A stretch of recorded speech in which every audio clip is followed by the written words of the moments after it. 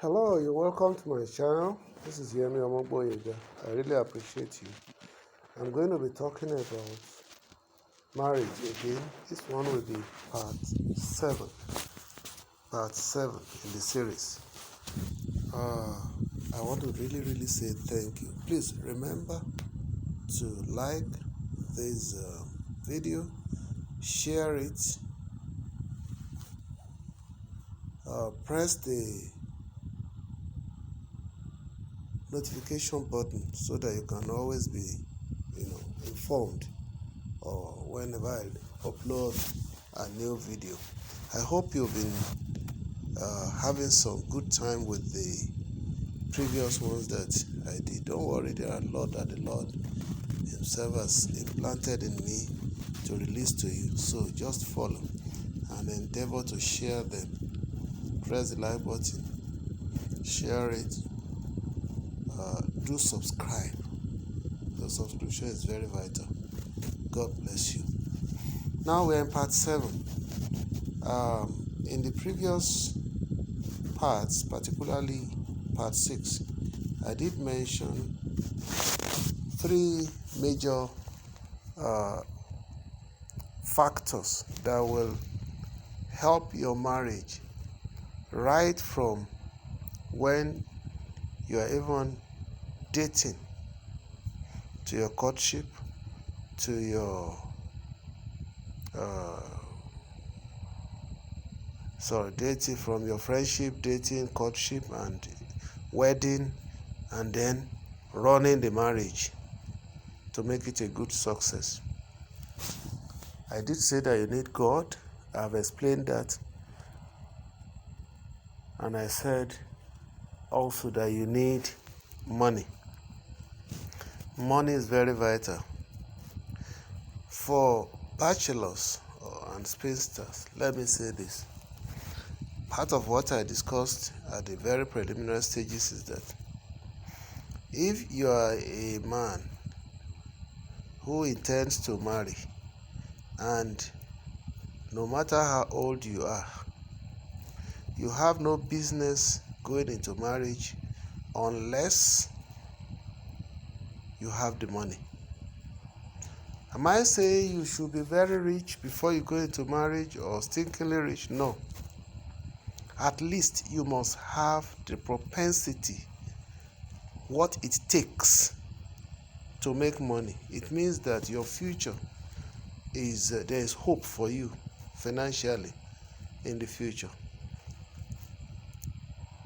For instance, no matter the level of your education, no matter the level of the skills you acquired, you must have acquired a skill. Let me put it that way. You must have acquired a skill that you can sell to make money. It's even advisable that you have settled up to a particular point. You should be able to have an accommodation into which you will bring your wife. Not that you are still perching with your parents.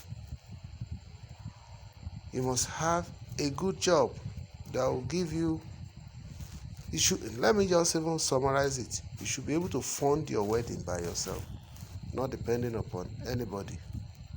If you cannot,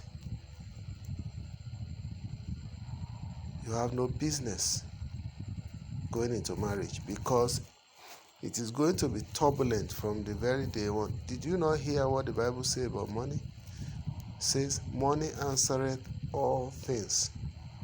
The Bible is very correct. Without money, you cannot put a woman in your house. So, that is for a bachelor. How about the spinster? Then I have addressed one vital issue. For a young girl to think that marriage will solve her problems completely, like, okay, after I've gotten married, I'll settle in my husband's home, and then my husband will fend for me 100%. You are making a fundamental mistake. A very fundamental mistake. You too, before you go into marriage, you should have the power, the ability to contribute to the generation of the finances that marriage will need. Indeed, if you have not understood it, the role of a woman in a marriage is far greater than that of the man. I think I have explained briefly somewhere. I did say that according to the will of God, not number one, you are a helpmate to him, you are a companion, you are a businesswoman, you are a mother, you are a sister, you are a mother to your children. Name them.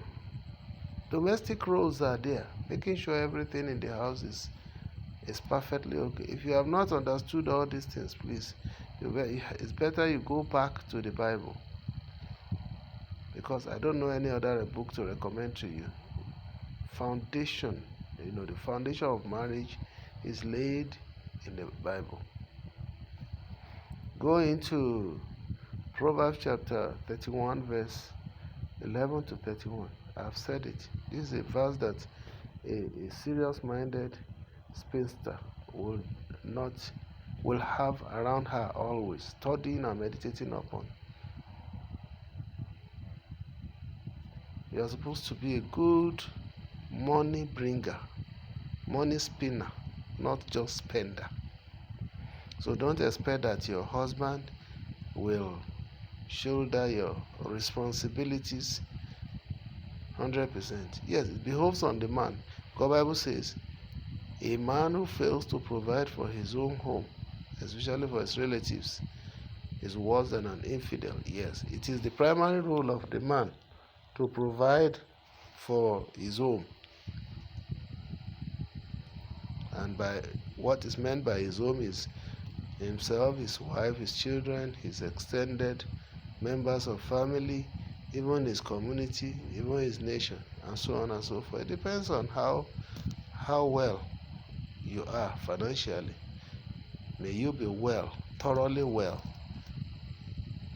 May you prosper so much that you can fulfill what God says concerning his own children. That is, you shall be a lender to nations, and you shall have no need to borrow. It is still possible today. Deuteronomy 28, 1 to 14. All those blessings. Don't claim them unless you are ready to obey Romans 12, verse 11, which says you should work and pray. So, now as a spinster, you ought to have something that will fetch you money, a skill, good educational background, if you are privileged, because that one is another thing on its own. So don't be contented with say, oh, I'm due for marriage, I'm 25 and I must marry. Girls, anything from 20, 21, you are already ripe for marriage, especially if you have been able to complete your education on time and you have a good job. In fact, there is nothing wrong, because Yoruba says, the eye that will last you till old age will not begin to produce mucus when you are young. Ojú tó bá máa dá bá ní tálẹ̀, kì í tàárọ̀ ṣègbé. You understand that? If you are going to be somebody who is going to be useful in the house as a spinster, as a woman, right from the time of your marriage, there's nothing wrong if you contribute to your wedding expenses. Yes, I'm telling you. Don't think it's the man that is marrying, so he has to shoulder all responsibilities. And why you fold your hands, your fingers? No. It's a wrong perception. Everything, do it jointly, right from when you are even a spinster. It's an evidence that you want to be improving, or of something you want to be improving upon later. Some of us girls want to be receiving, don't want to give. the house is not just for the man alone. That's why I say many men die before their time because the burden, financial burden, responsibilities, they are too much on them, so they couldn't cope. Don't join them among those who will not be able to help your husband in time of need. No matter how buoyant your husband, no matter how highly placed your husband may be, have something doing. Apart from death, there are serious periods in marriage that husband alone can no longer cope. When the bills, school fees and so on, when you are building a home for yourself, and then when you are really investing as a family, trying to invest in your future, maybe you want to do one business or the other, and then again your husband might lose his job anytime. What will you be left with? And then your husband, apart from losing his job, even if he's a businessman, businesses don't have up times all the time. There are down times that everything will come to zero level for him. So you are a helpmate. That is, if he's falling, you are to help him up to his feet again. Financially, I'm telling you. Marriage connotes responsibility for both the husband and the wife, not just the husband alone. You should know that. So money is, I see money as an engine oil that lubricates marriage. Without money, no marriage will succeed because you need to accomplish so many things, and if you are not accomplishing them, that marriage will pack up. Please, in case this video breaks, suddenly stops, it means it's a memory issue. We'll continue in part 8. Indeed, this marriage thing, I don't know how many parts we are going to do there. We're only on part 7 now. Even on the books that I wrote, the first book contains about maybe, I can't remember now, maybe about 15 chapters. That's on singles alone. This thing called marriage. The second one, Now That You Are Married, Make It Work, has about close to 25 chapters. So you can imagine what you are still going to have on this video, because I'm going to release everything into video form so that everybody can benefit and benefit worldwide. And God bless you as you go on. So money is very essential. We cannot play down the role of money. If a man depends on the woman 100%, that okay, my wife is working, it's so pathetic, and we are seeing it happen. There was this family around the Solo area. The husband has been looking for what to do, looking for work.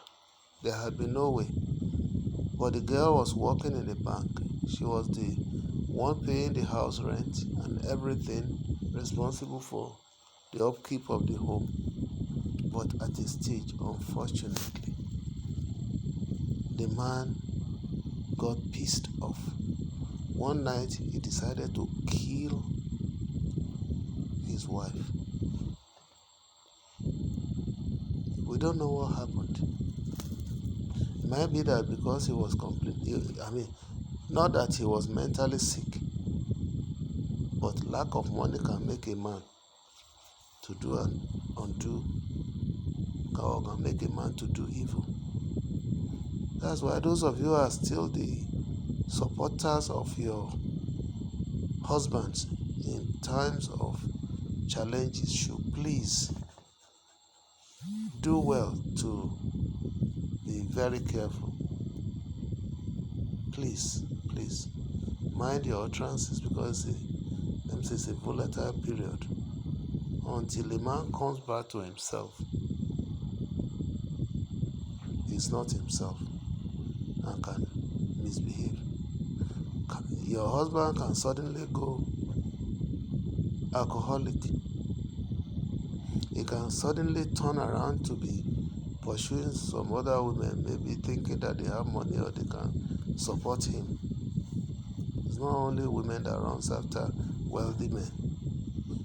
So your husband may decide to go and be gallivanting with single parents just in order to have his his daily bread. As the Lord God Almighty lives, you will not experience such. And it's a period that a man can kill, apart from commit all the atrocities. So you do well to please, even when the downtime comes, and then you are the one supporting the home. Don't be boastful. The man can kill you. That's the truth. Even when you are contributing to the house. Yet, if you are not contributing that time, even you yourself psychologically, you will derail. Because you have placed all your hope on man, on your husband. The Bible says, woe unto him that trusteth in man. What is man that you trust in him? So, trust in God, trust in your ability to stand and stand well, even in times of turbulence. So money is very, very essential. Okay, now let's talk about generating the money. I've said it. Generating money to take care of the family is the responsibility of both the man and the woman. So don't think it is the man alone. I'm talking to spinsters now. Of course, to you men, you are the arrowhead. Your woman will look up to you as he himself will look up to God. Ephesians chapter 5 verse 23 says, men should love their wives as God loves the church. Jesus Christ loved the church such that he gave his life for it. Love your wives, and that means a lot is beholds upon. There is no love without responsibility. It is responsibility that will demonstrate that you love how you meet the needs of your family, that will demonstrate that you love your wife or love your children. So make life easy for her. So you have to work. You just have to fetch the money without stealing. So we need to, people should know this even before you marry. Then when you marry, marriage is, I said, it is like swimming in an ocean that has a beginning, you don't know the end. Money is one of the things that will make it smooth sailing or collapse. The absence of it will make it to collapse.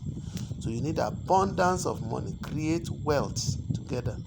Women, please engage in something that will fetch you good money.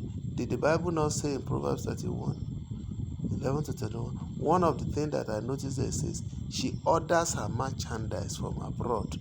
So she's an entrepreneur. Be an entrepreneur. Be a big-time businesswoman. You are not confined to the kitchen. Cooking, and is it not? What if the power of the man to bring the food you are cooking is no longer there? Temporarily or permanently. May that not happen to men. I know how much my wife has supported me. And she's still supporting me. And may God continue to enable her to support me even unto the end. May also God help me also to be able to be the head that I am in the family in terms of responsibility and everything. In the mighty name of Jesus. So please, money is very, very essential. Don't play it down. You have to work together to make it. Not that there's no greed in that, but you must have time for your home, for your children. I've said it in today's dispensation. You don't need to have too many children because they are very, very expensive to maintain. If you have standard and taste, you want your children to be better than you, just have few of them. In fact, I don't recommend more than 2. If you like, you can have 50 because I don't want you to say it's misleading you or misguiding you. It was still okay during our time to have up to, if I even during our time, maybe 3 children. But those of us who have more than 3, we know what it means. You will still be training children after 60 years of age when you are supposed to be resting. So money is very, very important. All we are still talking about is money. What do you need to train your children? Money, apart from the moral and other trainings, formal and informal trainings you need to give to them, home training. So money is very vital. You can't rule out money. That's why, like I said, if you are a spinster or a bachelor, you must look at your would-be partner, somebody, even if he hasn't got the money, he has the propensity, he has what it takes. That is, maybe he has schooled, he's a graduate, he specializes in one thing or the other, or he has a job that, though he may not have secured a lucrative job yet, but when the opportunity comes, he has what it takes to get it. And if somebody who is not just sitting out, waiting for somebody to feed him or her, and let the woman also not be somebody whom you see is bring, no giving at all from her side. So money is very, very essential. And how do you do it? Both of you should be ready. If you are still bachelors and space, both of you should be ready to generate money in a legal, moral, godly ways that will take good care of your family and the extended members of the family. You need money. It is not for the man alone. Go and check it in the Bible. Proverbs, in addition to all the domestic wahala, the woman must still generate huge money. There's nothing wrong if through the process of making money your wife becomes richer than you at a point. It is for your benefit. Don't envy her. And then you, the woman, if God places you in that position, don't tell, in Genesis when God was meting out punishment to Adam and Eve, one of the things he said about the woman is that she will always struggle with the authority of the husband, wanting to dominate him, and the man would not like it. Just as Bible says that Ishmael generations will be troubling Isaac's generation, which is still happening today. Until today, women want to lord it over the men. The fact that man has no financial ability temporarily does not mean that. That's why you men, you need to be up and doing. There is no husband, no head without money. I'm telling you, you need to be the money spinner first, because everything is coming upon you. So, but the woman, do not say because God has blessed you, then therefore you now want to be boastful, or you want to separate yourself from your husband because he's now Mr. Nobody. Please, if you are blessed financially, bless your household, then humble yourself according to the New Testament. That's why I say those of them who got glued to the Old Testament, any Old Testament law you see that has no New Testament equivalent, forget it. Tithing and first fruit has no New Testament equivalent. Even though Jesus did not condemn it directly, he still says that justice is more acceptable to God if you want to make heaven. James 1:27 tells us that, look, the pure religion that is acceptable to God is the one that cares for the poor, the needy, and is it not families that will care for these people? So please have enough money to have in such a way, in surplusity, that you can even remember the poor, the orphan, the widows. Women, submit yourself. That's the greatest commandment to women. No matter how rich you are, you still belong to him. I don't want to be using the word property because men may misunderstand it to mean slavery or whatever, or something to use and dump. No, but you are his in terms of ownership. Can anybody come and struggle my wife with me? I won't be happy. I will resist no matter how gentle I think I am. So money is vital.